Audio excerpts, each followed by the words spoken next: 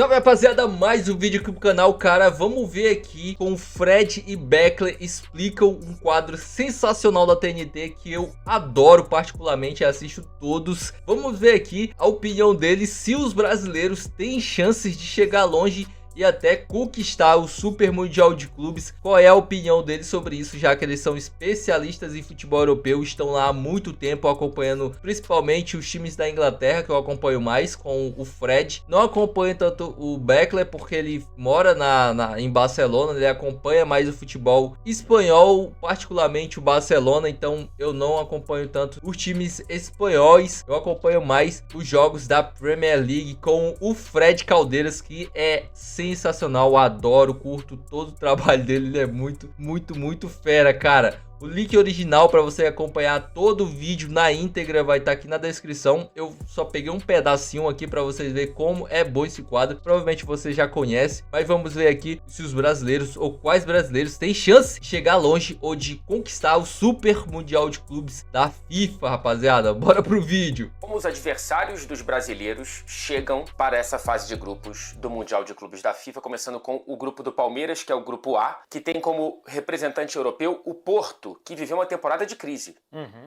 O Porto viu Sporting e Benfica duelando pelos títulos nacionais, enquanto ficava ali de coadjuvante total nas disputas do país. Ficou na terceira colocação, não está na próxima Champions, inclusive caiu nos playoffs da Europa League para Roma, ou seja, nem no mata-mata das oitavas adiante o Porto conseguiu chegar na Europa League. Uma temporada realmente de muitos problemas. Tem alguns destaques no time, né? O Samu é um goleador nato, e se ele fizer gol contra o Palmeiras, as capas dos jornais vão ser imperdíveis. Mas a gente tem um Porto que chega, eu diria, Marcelo, com o Palmeiras com condição de vencer. Ah, sim. Esse é um grupo que não me estranharia se passasse o brasileiro e o africano, por exemplo. O Porto fez uma má temporada, como você disse, nem disputou efetivamente o Campeonato Português, mudou de técnico, mudou de presidente. O presidente, o Pinto da Costa, que estava lá há mais de 40 anos, faleceu, inclusive, durante essa temporada. É um Porto que tenta se reencontrar como instituição e como time. O Al-Ahly é tricampeão da Liga Nacional, caiu nas semifinais da Champions Africana, mas ganhou 3 dos últimos 4 títulos, ou 3 dos últimos 5 títulos, já contando essa temporada. E tem o Inter Miami, que entra nessa daí por um processo de classificação bem esquisito, o melhor colocado da fase de liga e não o campeão do torneio da MLS, e ainda mais tinha que somar jogadores que fossem do signo de Áries, para conseguissem classificar o Inter Miami, terceiro na Conferência Leste da MLS, caiu nas semifinais da Champions CONCACAF. Aqui tem de interessante um debate que eu acho que existe muito em Portugal pela muita presença dos brasileiros, se algum brasileiro poderia jogar o Campeonato Português e onde que ele ficaria no Campeonato Português. A gente tem um jogo para decidir toda essa discussão. E tem o Messi pela segunda vez na carreira, jogando contra um time brasileiro, né? Porque jogou contra o Santos em 2011, eu estava tentando lembrar se 2015 foi o River Plate, 2009 Estudiantes, 2 argentinos. E um brasileiro jogou contra o Santos aquela goleada por 4-0. O Inter Miami, para mim, é candidatíssimo a ser o lanterna desse grupo. Ah, Fred, mas tem Messi, mas tem Busquets, mas tem Suárez, mas tem só isso. É um bando, né? Assim, você tenta ver o time, é realmente muito complicado você ver qualquer consistência coletiva nesse time. O Al-Ahly, poderosíssimo. É o que você falou, a chance do Al-Ahly brigar por classificação e até de ser líder desse grupo não é pequena. Então talvez a gente possa ver aí Porto e Palmeiras competindo pela segunda colocação e o Al-Ahly sendo líder. A chance do europeu ficar fora das oitavas nesse grupo, aí, né? Ela não é pequena, e a chance do Palmeiras de conseguir classificação, ela é muito grande. Passando para o grupo B. Só uma coisa, é um grupo claro. Que para o Palmeiras ele poderia ser um grupo da morte se não fosse o Porto. O que é para o Botafogo, por exemplo, que tem 2 europeus muito fortes. Se tivesse um europeu mais forte aqui, seria muito complicado para o Palmeiras, mas é um muito bom grupo para o Palmeiras. Grupo B, Fred. O grupo B é do Botafogo, justamente, que pega só o Paris Saint-Germain, tríplice coroa, voando baixo e tudo mais. Há a possibilidade de, caramba, vai entrar em ressaca depois de comemorar, etc e tal. Mas pelo tom, eu inclusive fiz essa pergunta para o Marquinhos na zona mista, é para conquistar o mundo? Eles querem conquistar mais uma taça e conquistar uma taça importante para o posicionamento também do Paris Saint-Germain enquanto clube mundial e no mercado dos Estados Unidos, país sede dessa competição. Então o PSG chega muito grande, não acho que chega relaxado. E tem o Atlético de Madrid, que tem acho que um time melhor do que os resultados gerais dessa temporada, né? Assim, o Atlético ele chega um pouco baleado, terceiro na Liga, queda nas oitavas para o Real Madrid, mais uma vez o Real Madrid causando um trauma na torcida do grande rival da cidade, mas é um bom time de futebol. Então o Botafogo se deu muito mal, né? Uhum. E o Atlético de Madrid, além disso, ele também olha para o Mundial como uma salvação econômica. O Atlético sabe que ganhar o Mundial é importante, mas se não ganhar também não é o que vai salvar a temporada dele.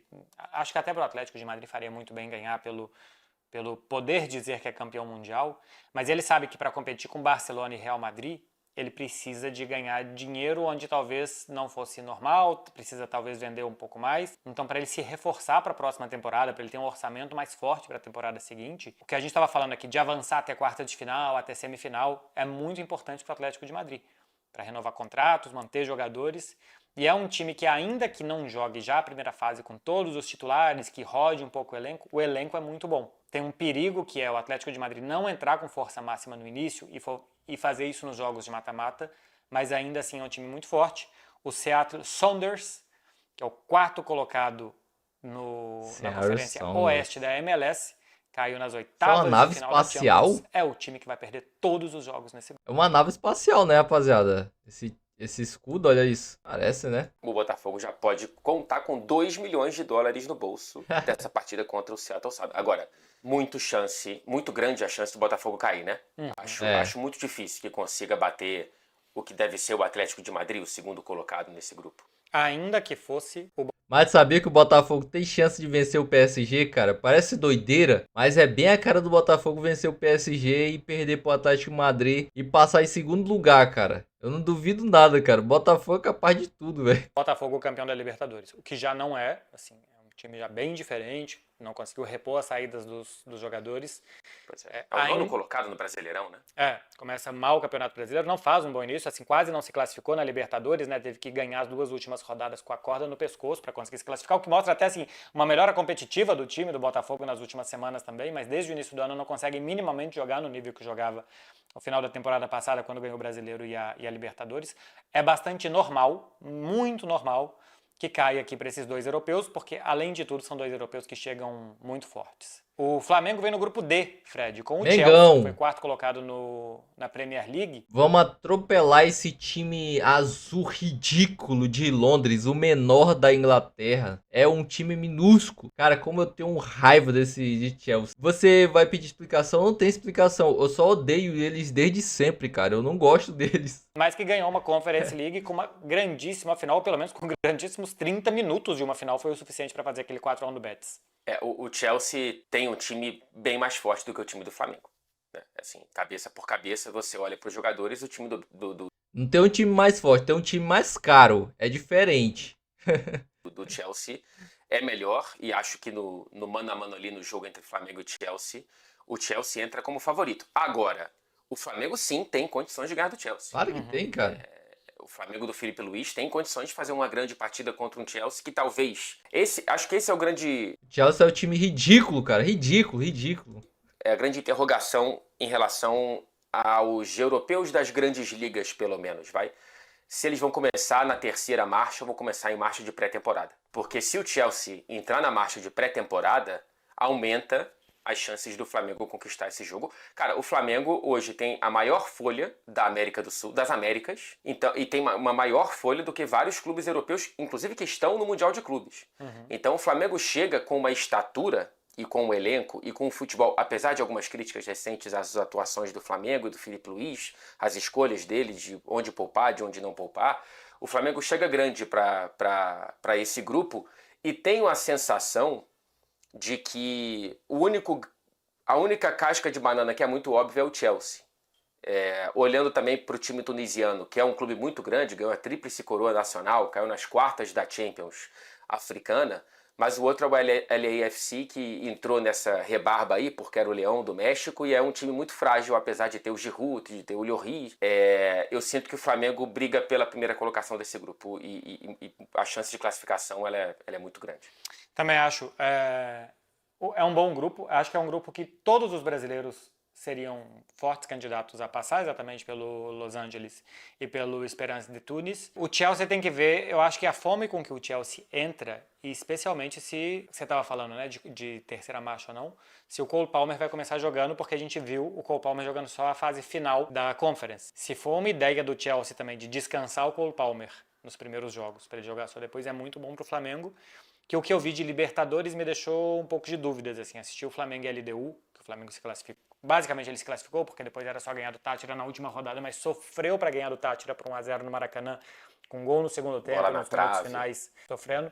Mas contra a LDU, eu gostei do time, mas não me parece com a força ofensiva de outros anos. Parece um time até com mais força defensiva. Recentemente o Campeonato Brasileiro fez 5-0 no Fortaleza e tal, mostrou um pouco mais.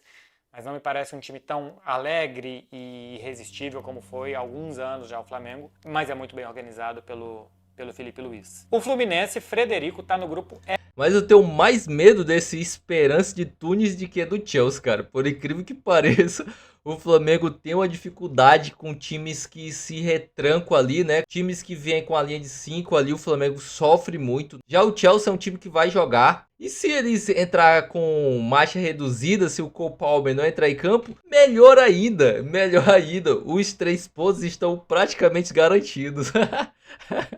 Eu fico imaginando o que estaria pensando o torcedor do Fluminense, que vai ter o Dortmund, o Sandal, bom para o verão europeu, e o Hyundai, que também pode ser bom para o verão europeu, se você pretende ir para o destino. Esse grupo, cara. Esse grupo, eu consigo ver qualquer um dos 4 em qualquer uma das mais 4 louco posições. Porque você tem esse Dortmund numa temporada horrorosa, né? Horrorosa, ainda fez uma gracinha na Liga dos Campeões, chegou até as quartas de final, o que é bom pro Dortmund, apesar da queda em relação ao vice da temporada passada. Mas é um Dortmund muito frágil. O Sundowns Eu arrisco dizer que esse é o pior Borussia Dortmund dos últimos anos, assim. Eu nunca vi um time tão ruim do Borussia, assim, cara. Muito ruim. O rei do futebol sul-africano nas últimas temporadas e chegou até a final da Liga dos Campeões Africanos, vencida pelos egípcios do Pyramid, que é como se fosse o Christ the Redeemer do Rio de Janeiro. Mas o Pyramids também, assim, é um time de alienígenas. Tem isso também. Como é que foi erguido? Enfim. Ai, e o Hyundai, Fred, incrível. que esse sim vai de terceira marcha. Esse vai acelerar. Ele é atual terceiro nacional, mas é o atual tricampeão. Então, assim, é o favorito para renovar o título nacional da Coreia do Sul. E caiu, mas caiu na primeira fase da Champions. Então, quando o nível de enfrentamento foi maior na Champions Asiática, ele não conseguiu nem se classificar na conferência, se não me engano, leste. Motor quebrado, da primeira fase da Champions Asiática. Então, assim, diga. Cá entre nós, Frederiquinho, que qualquer um possa terminar em qualquer colocação, a gente está falando que o terceiro colocado da Liga Coreana pode eliminar Fluminense e Borussia Dortmund? Talvez o Hyundai não, né? Mas o Sundowns eu não duvido. Cara, o Fluminense é um time muito pouco previsível. Não tem jogado tão bem, mas tem conseguido muitos bons resultados. Está viajando na 5ª colocação, classificado na Copa do Brasil e na Sul-Americana, mas é um time que tem poucos jogos bons nessa temporada. Então, se o Fluminense não jogar bem contra o Ulsan Hyundai, eu não sei não. Hyundai. Marcelo Beckler. É uma desconfiança muito maior de Fluminense e Borussia Dortmund do que numa confiança no Ulsan Hyundai e no Sundowns. Mas assim, dentro das condições normais de temperatura e pressão, a pressão é para o Fluminense se classificar nesse grupo. A pressão tem que ser essa. Não estou aqui dando uma desculpa, dando um perdão antecipado. Não, o Fluminense tem a pressão para se classificar nesse grupo. É o que você estava falando dos grupos anteriores. Esse é o mais fácil dos brasileiros. Esse é o mais fácil. Muito legal o programa. Se você quiser assistir completo, o link vai estar aqui na descrição. Eu vou deixar aqui nos cards também um vídeo sobre o Ryan falando sobre o Super Mundial, com essa mesma lógica de que os clubes brasileiros vão longe por conta dos europeus não ir com força máxima e estar desgastado, não levar essa competição a sério e vão ali tratar isso como um torneio de preparação de pré-temporada, né? O que o Ryan falou que eles sempre fazem. Então vai ser maravilhoso. maravilhoso. Se você quiser ver esse vídeo, vai estar aqui nos cards. E enfim, o Flamengo tem condições sim. Vamos com tudo para vencer dos Blues ridículos. Recentemente, o próprio Chelsea divulgou lá tabelas de jogos deles. Colocaram, em vez do Flamengo, colocaram América do México. Aí todo mundo falou que eles não conheceram ou se confundiram. Se você não viu esse vídeo, eu trouxe sobre isso. Vai estar aqui na descrição para você assistir. E se você curtiu o vídeo, não se esquece, se inscreve no canal, deixa o like. O vídeo ficou gigante, mas o vídeo do Beckley e o Fred muito bom. E ativa o sininho porque eu vou cobrir todos os passos do Flamengo Super Mundial, tudo o que acontecer, os treinos, preparação, bastidores, vou cobrir tudo, todos os detalhes. E até o próximo vídeo.